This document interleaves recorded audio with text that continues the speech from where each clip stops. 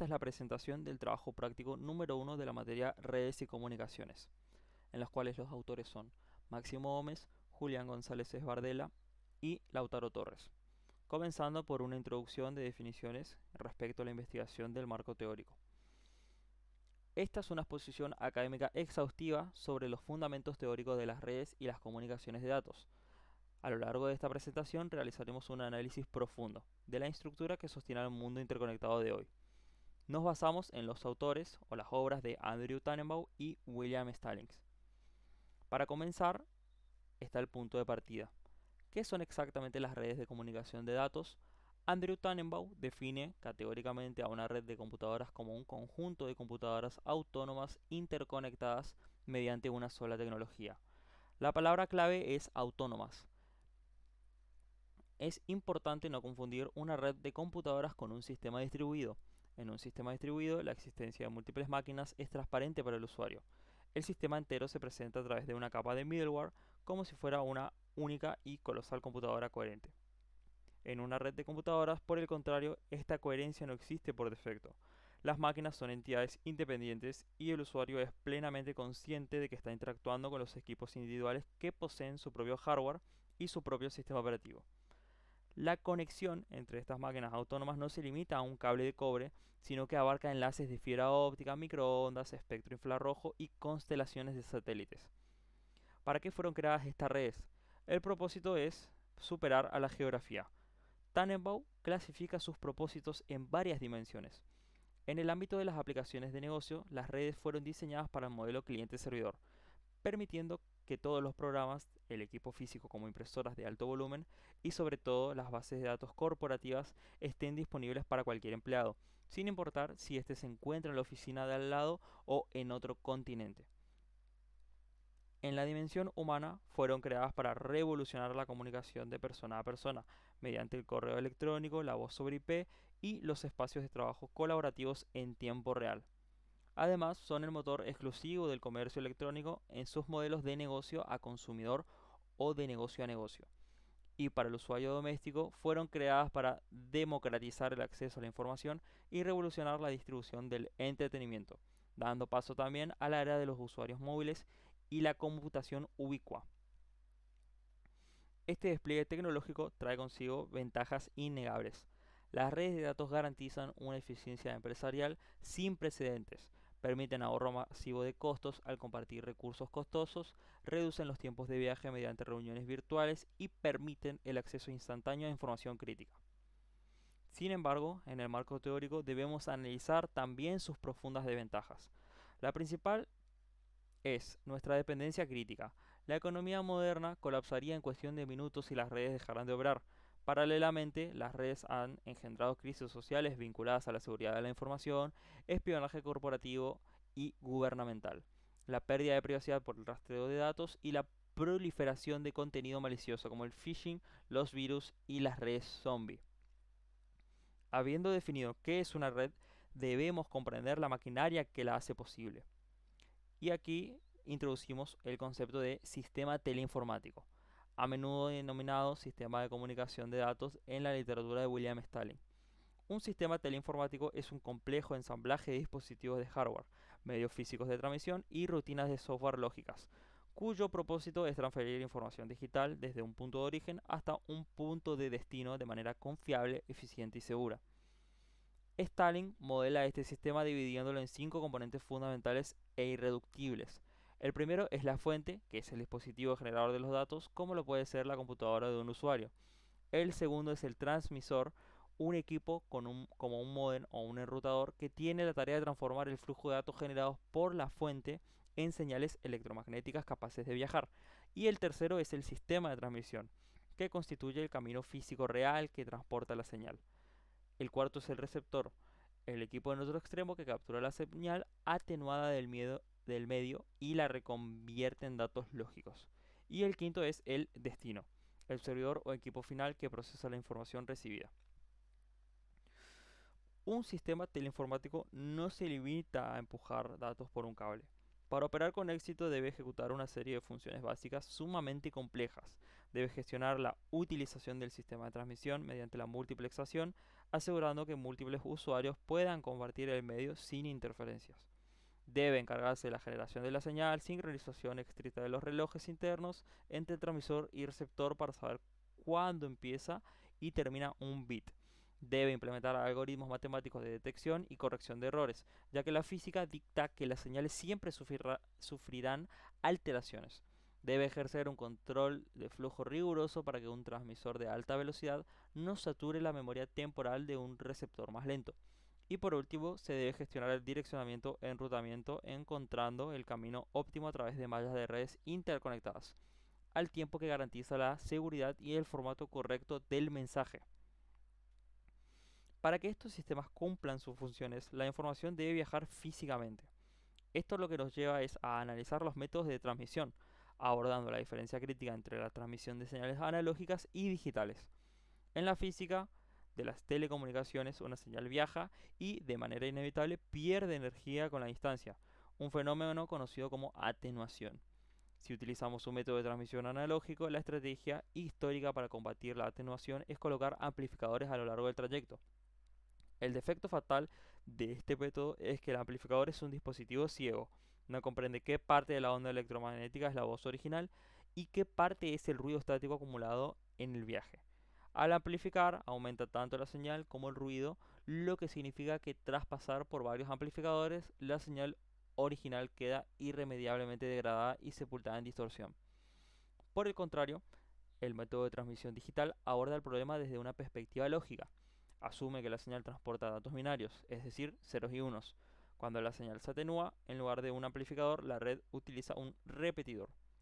El repetidor recibe la señal debilitada y cubierta de ruido, pero en lugar de simplemente aumentar su volumen, extrae el patrón lógico original, deduce si el pulso original era un 1 o un 0 antes de que el ruido lo haga ilegible.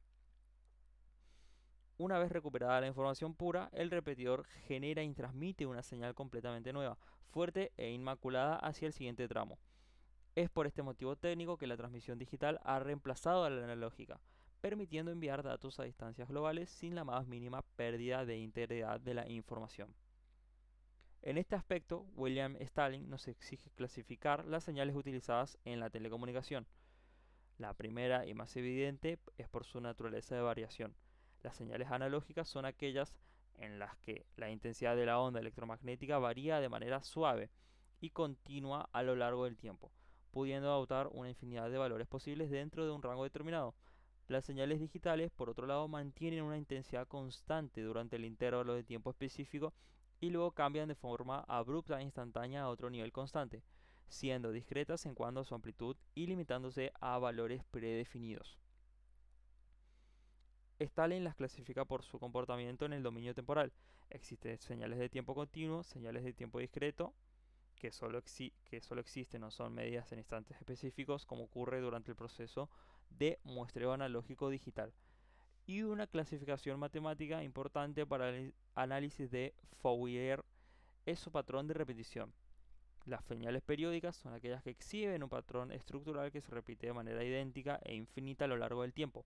Sus tres características definitorias son la amplitud máxima, la frecuencia o velocidad de repetición y la fase. Frente a ellas están las señales aperiódicas, que no presentan ningún ciclo repetitivo. Un axioma importante de la teoría de la información es que en las redes de comunicaciones las señales que realmente transportan datos útiles son siempre aperiódicas, dado que una onda perfectamente predecible y repetitiva carece de entropía y por ende no transmite ninguna información nueva al receptor. El nivel de complejidad requiere precisión absoluta al momento de cuantificar, por lo que debemos establecer las unidades de medida utilizadas en la comunicación de datos. Tannenbaum establece una regla de oro en su obra. A diferencia del almacenamiento informático, donde los prefijos kilo, mega y giga representan potencia sobre base 2, en las telecomunicaciones siempre representan potencias de base 10, según el sistema internacional.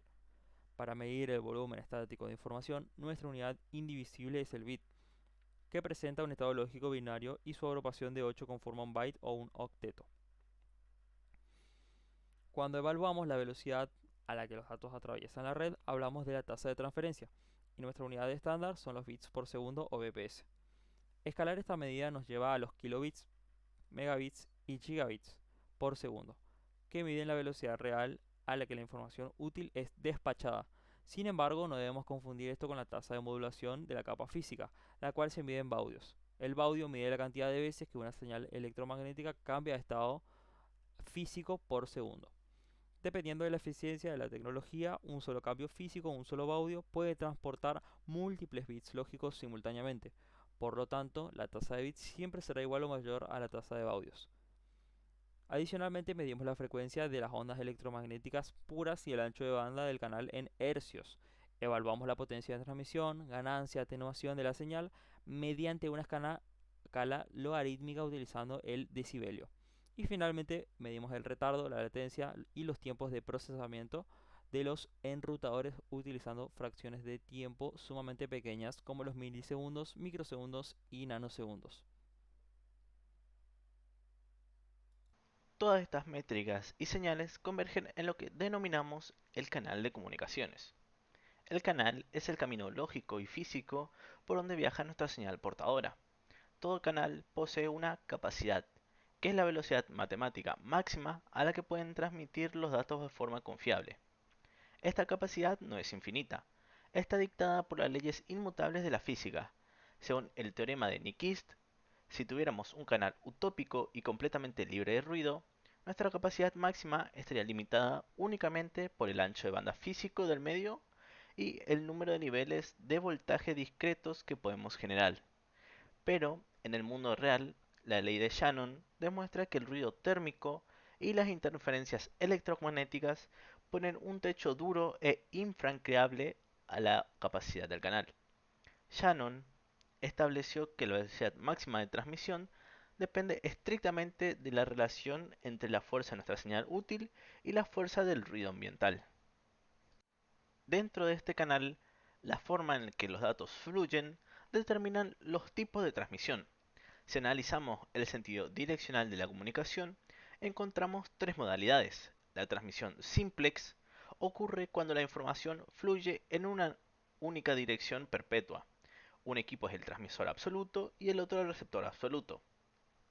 La transmisión half-duplex o semiduplex permite que ambas estaciones transmitan y reciban datos, pero de forma estrictamente alternada, jamás al mismo tiempo, compartiendo el mismo medio como si fuera un puente de un solo carril. Y la transmisión full duplex o duplex completo permite una comunicación bidireccional, simultánea y continua, ya sea utilizando circuitos físicos separados o técnicas avanzadas de multiplexación de frecuencias. Además, si observamos el enfoque de sincronización de los bits, la transmisión puede ser asincrónica, donde los datos se envían carácter por carácter, encapsulándolos con bits de inicio y de parada para avisar al receptor inactivo, un método altamente ineficiente pero simple. O bien, puede ser una transmisión sincrónica, el estándar de las redes modernas, donde se envían bloques masivos de información de forma ininterrumpida, y tanto donde el emisor como el receptor sincronizan sus relojes a nivel de hardware para no perder el ritmo de lectura de los millones de bits que llegan por segundo. Por último, según la alineación espacial, la transmisión puede ser en paralelo, enviando múltiples bits a la vez por cables distintos, en distancias extremadamente cortas dentro de una placa base, o en serie, enviando un bit tras otro por un único hilo, siendo este el único método viable para las telecomunicaciones a larga distancia, debido al fenómeno de sesgo o desalineación física. Elevando nuestro nivel de análisis desde la física del canal hacia la arquitectura de la red en sí, Tannenbaum nos presenta la clasificación de los modos de transmisión de datos, basándose en cómo las computadoras comparten la tecnología subyacente a nivel de redes locales. Predomina el modo de transmisión de difusión, también conocido como broadcast. En este modo, el medio físico es compartido por todos. Cuando una máquina inyecta un paquete de datos en el cable o en el aire, este paquete llega físicamente a todas las tarjetas de red conectadas. Cada máquina lee el encabezado y si la dirección de destino no coincide con la suya, lo descarta silenciosamente. Una variante de esto es la multidifusión o multicast, donde el paquete es enviado y procesado exclusivamente por un subgrupo de máquinas suscritas a una dirección grupal específica. A nivel de redes de área amplia, el modo dominante es la transmisión de punto a punto o unicast. Aquí, la conexión es directa y aislada entre un par de máquinas. En una red global, para que un mensaje llegue de un continente a otro, debe realizar múltiples saltos pasando por numerosas máquinas intermedias. Esto requiere técnicas sofisticadas de conmutación. Históricamente, las redes telefónicas utilizaban la conmutación de circuitos, un modo donde se debía establecer, reservar y mantener un camino físico exclusivo de extremo a extremo antes de poder hablar, desperdiciando un ancho de banda masivo si había silencios. Internet revolucionó esto utilizando el modo de conmutación de paquetes.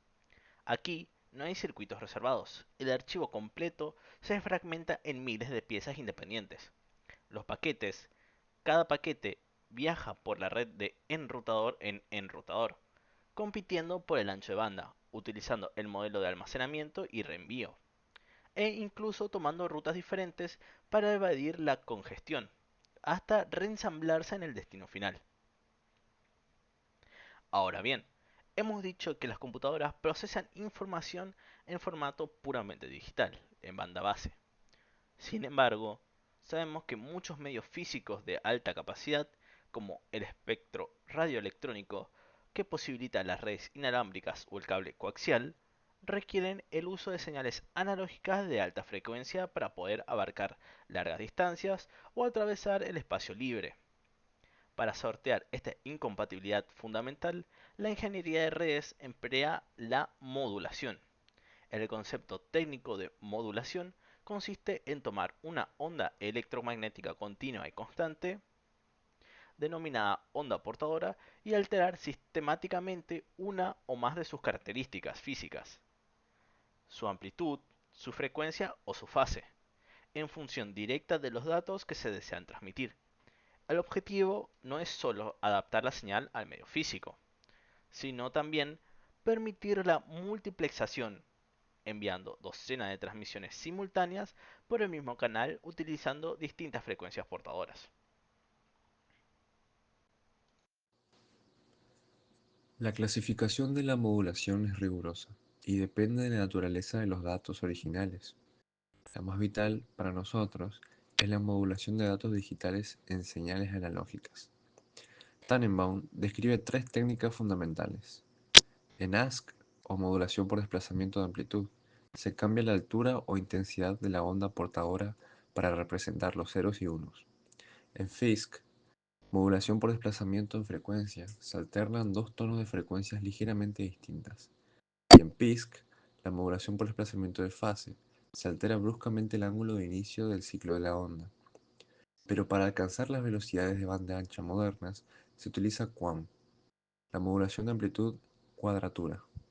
QAM es un salto magistral de ingeniería que altera la amplitud y la fase de la onda simultáneamente, creando múltiples estados lógicos en un solo símbolo analógico, permitiendo que un único cambio físico transmita docenas de bits al mismo tiempo. Por otro lado, si estuviéramos transmitiendo datos originalmente analógicos sobre portadoras lógicas, usaríamos las técnicas clásicas como AM o FM. Y si necesitáramos introducir una señal analógica, como la voz de un micrófono, a la red digital, utilizaríamos la digitalización mediante PCM, la modulación por impulsos codificados, que toma nuestras muestras periódicas de la onda y las traduce matemáticamente a secuencias de bits de computadora. Toda esta compleja teoría física y matemática cristaliza en la construcción física de las redes que nos rodean. Tannenbaum clasifica estas redes primeramente según su área de extensión o ámbito geográfico. En la escala más íntima tenemos las PAM, o redes de área personal, diseñadas para conectar los periféricos en un solo usuario en un radio no mayor a 1 metro. Escalonado hacia arriba encontramos las LAN, las redes de área local, de propiedad privada, diseñadas para interconectar los equipos dentro de un área, de una habitación, por ejemplo, un edificio corporativo o un campus universitario, alcanzando distancias de hasta un par de kilómetros. Luego se despliegan las MAN, redes de áreas metropolitanas, cuya infraestructura abarca la totalidad de una ciudad o zona urbana, siendo las redes de televisión por cable con acceso a Internet, por ejemplo, por excelencia. Para distancias masivas utilizamos las WAN, redes de área amplia formadas por líneas de transmisión troncales y potentes enrutadores capaces de conectar redes locales a lo largo de un país o de un continente entero. Y la interconexión global de todas estas redes, con arquitecturas diferentes y dueños distintos, conforma lo que denominamos interredes, cuya máxima expresión es la red de Internet. Completamente, estas redes se clasifican por su velocidad de transmisión teórica, yendo desde las más obsoletas de redes de baja velocidad en kilobytes y gigabytes, pasando por las redes de media y alta velocidad domiciliarias en el rango de los megabytes y gigabits, hasta llegar a las asombrosas redes troncales de muy alta velocidad, construidas puramente en fibra óptica que transportan terabytes de información por segundo sosteniendo el tráfico mundial. Llegamos a este punto. La pregunta es cómo logramos gobernar semejante nivel de caos. ¿Cómo aseguramos que un software creado en Japón puede evitar enviar información a través de antenas de radio en Argentina, pasando por cables submarinos estadounidenses hasta llegar a un teléfono móvil ensamblado en China? La respuesta radica en la estandarización mediante el modelo general de comunicaciones y más específicamente la arquitectura de capas del modelo de referencia OSI de la Organización Internacional de Normalización. Recordando a Stalin, todo esto opera bajo la presión del modelo general. Una fuente genera datos, un transmisor los modula, el sistema de transmisión los transporta, sufriendo los embates ineludibles de la atenuación, la distorsión de retardo y el ruido electromagnético. El receptor lucha por recuperar la señal y la entrega al destino. Para que las computadoras dominen este proceso sin colapsar, el modelo OSI divide el problema en 7 niveles de abstracción estrictamente jerárquicos. En la cima absoluta se encuentra la capa 7, la capa de aplicación. Su función no es ejecutar el software de la pantalla, sino proporcionar los servicios de red esenciales directamente a los procesos de usuario, habilitando protocolos vitales como HTTP para la web o SMPTE para el correo. Debajo de ella opera la capa 6 de presentación. Esta capa abandona la preocupación por la transferencia y se enfoca exclusivamente en la sintaxis y la semántica de la información. Su trabajo es estandarizar los formatos de los archivos, ejecutar algoritmos de comprensión para ahorrar ancho de banda y aplicar encriptación criptográfica pesada para garantizar la seguridad. Descendiendo a la capa 5 de sesión, permite que los usuarios de máquinas remotas puedan establecer y administrar sesiones de comunicación, gestionando los turnos de diálogo e insertando puntos de control para que, en caso de un fallo catastrófico de la red, la transferencia de un archivo gigantesco se reanude desde el último punto y no desde el inicio absoluto. La capa 4 de transporte es el corazón del modelo. Acepta los datos superiores, los divide meticulosamente en unidades denominadas segmentos y garantiza que todos los lleguen en orden y sin errores en el destino. Es la capa que diferencia entre un servicio orientado a la conexión, confiable pero pesado, y un servicio sin conexión, veloz pero sin garantías de entrega. La capa 3 de red asume el control del entorno caótico, toma los segmentos y los convierte en paquetes. Su misión crítica es el enrutamiento y el direccionamiento lógico, es decir, calcular algorítmicamente la ruta de menor resistencia a través de la topología mundial de enrutadores, y al mismo tiempo ejercer un control de congestión férreo para evitar que los cuellos de botella destruyan el rendimiento de la subred. Ya acercándonos al hardware, la capa 2 de enlace de datos toma los paquetes y los encapsula en tramas. Su objetivo es transformar un medio físico que es inherente, ruidoso e imperfecto en un enlace lógico que parezca completamente libre de errores ante las capas superiores. Utiliza comprobaciones matemáticas de redundancia para destruir trampas corruptas y coordina el control de acceso al medio compartido. Finalmente, la capa 1, la capa física, es el reino del hardware puro. Aquí no hay archivos ni paquetes, solo bits puros. Esta capa define las especificaciones mecánicas de los conectores, los niveles de voltaje eléctricos precisos, los milisegundos que dura la transmisión de un solo bit y los métodos de modulación de la señal. El funcionamiento fluido de estas 7 capas depende de conceptos arquitectónicos irrompibles. Primero, la diferencia entre servicios y protocolos. Un servicio es lo que una capa inferior ofrece a la capa de arriba. Y un protocolo, en cambio, es el conjunto de reglas y convenciones técnicas rigurosas que determinan el formato y el significado de los datos intercambiados entre entidades de la misma capa en máquinas diferentes. A medida que la información desciende de la aplicación hacia el cable de red, sufre el proceso fundamental de encapsulamiento. La capa superior entrega su información a la capa inferior. Esta capa inferior toma esos datos completos, los trata como un bloque opaco y se les adosa en la parte frontal de su propio encabezado, o información de control de protocolo. La capa de enlace, siendo meticulosa, añade además una cola o tráiler de verificación al final.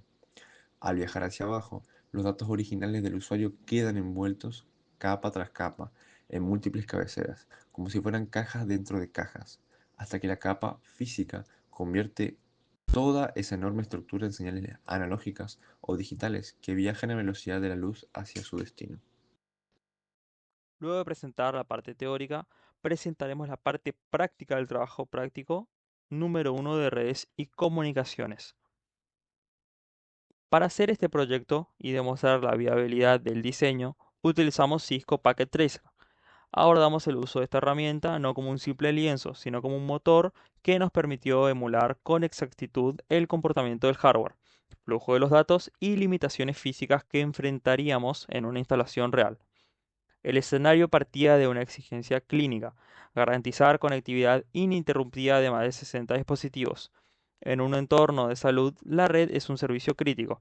Latencia alta o desconexión no representan una simple incomodidad, sino la imposibilidad de que un profesional acceda a una historia o que el centro de monitoreo pierda el control del circuito de seguridad.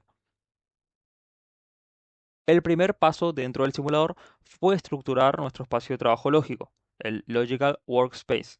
Tradujimos el plano arquitectónico del edificio a la herramienta, dividiendo visualmente nuestra área de operación para delimitar claramente los nodos correspondientes a la planta baja y a los del primer piso.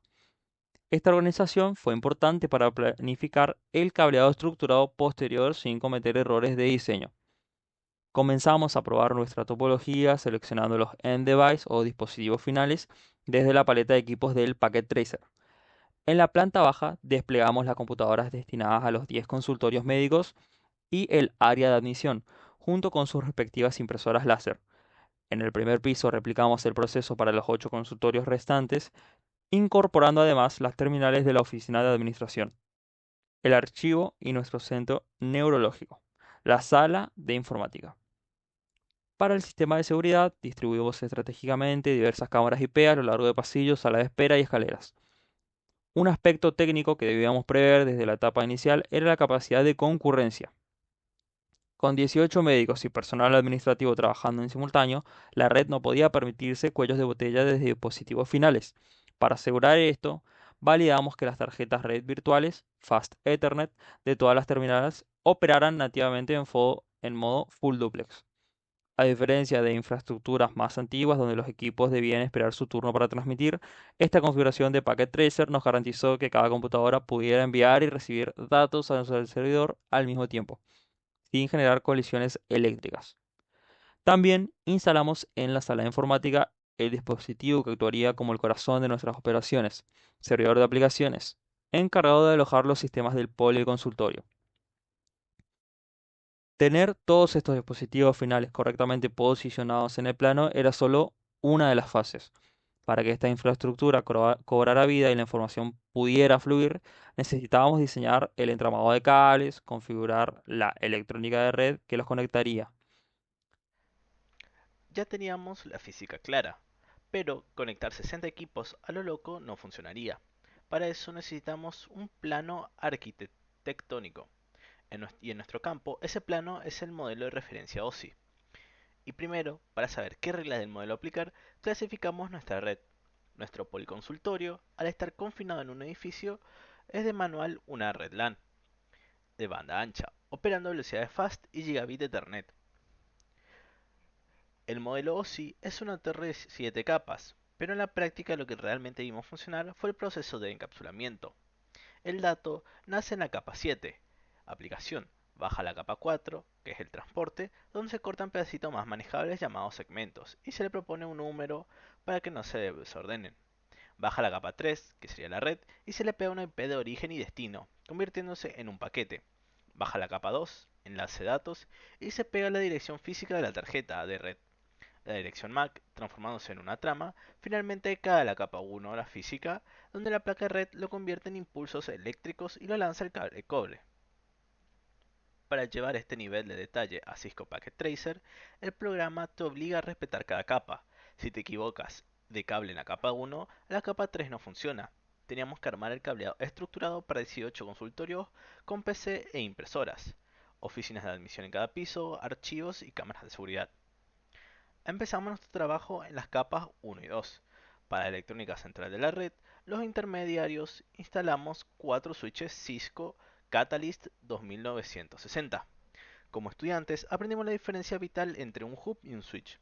Un hub antiguo recibe un pulso eléctrico y lo gira por todos los puertos. Esto genera colisiones. El switch, en cambio, lee la trama, mide la dirección MAC destino y consulta su tabla de memoria interna, y le envía electricidad única y exclusivamente al puerto donde está conectada esa computadora. Esto es lo que nos permitió lograr el modo Full Duplex. Ubicamos nuestro switch core o switch principal en la sala informática del primer piso. Y aquí nos enfrentamos a nuestro primer gran obstáculo de diseño de hardware. Tenemos 4 switches, pero el modelo 2960 cuenta con 24 puertos normales Fast Ethernet y solo 2 puertos de alta velocidad Gigabit Ethernet.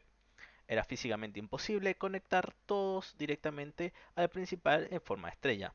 Nuestra solución fue estructurar una topología en cascada Daisy Chain. Acá, en la teoría de cables de la capa 1, fue la que utilizamos. Para conectar todas las PC y cámaras a sus respectivos switches, la norma indica que equipos de capas distintas requieren cable UTP directo, pero para enlazar los 4 switches entre sí formando la cascada, es decir, conectar equipos de la misma capa, la norma prohíbe el cable directo. Tuvimos que usar el cable UTP cruzado. Este cable cruza internamente los hilos de transmisión TX con los de recepción RX. Si no hacíamos eso, los switches chocarían de frente y no habría red. Además, conectamos esta cascada usando exclusivamente los 2 puertos gigabit de cada switch. Fue una decisión pensada. Todo el tráfico de las decenas de computadoras de la planta baja tiene que subir por solo un cable hacia el primer piso. Si usábamos un puerto de 100 megas, íbamos a asfixiar la red. Con el enlace gigabit, la información fluye libremente. El momento de mayor tensión en el simulador fue el conectar esta cascada troncal. Las luces de los cables quedaron color naranja fijo, no había conexión. Por un momento dudamos, pero estábamos viendo el STP, Spanning Tree Protocol, en vivo. Este protocolo estaba bloqueando intencionalmente los puertos durante 30 segundos. Estaba escuchando y analizando la red para asegurarse que nosotros no hubiéramos conectado los cables formando un círculo cerrado. Si creas un bucle físico en una red de switches, las tramas dan vuelta infinitamente hasta quemar los procesadores por sobrecarga, lo que se conoce como una tormenta de broadcast. Cuando el STP comprobó que nuestro diseño de cascada era matemáticamente seguro y libre de bucles, puso las luces en verde. Ahora, mis compañeros le va a contar cómo ordenamos el tráfico de esta carretera usando la capa 3, IPs estáticas y cómo solucionamos los problemas más difíciles del proyecto. Muchas gracias. Como bien dijo mi compañero, teníamos una carretera física hermosa, rápida y sin embotellamientos, pero los autos no tenían patentes, es decir, matrículas, y no sabían a dónde ir. Necesitábamos darle identidad a los 60 equipos.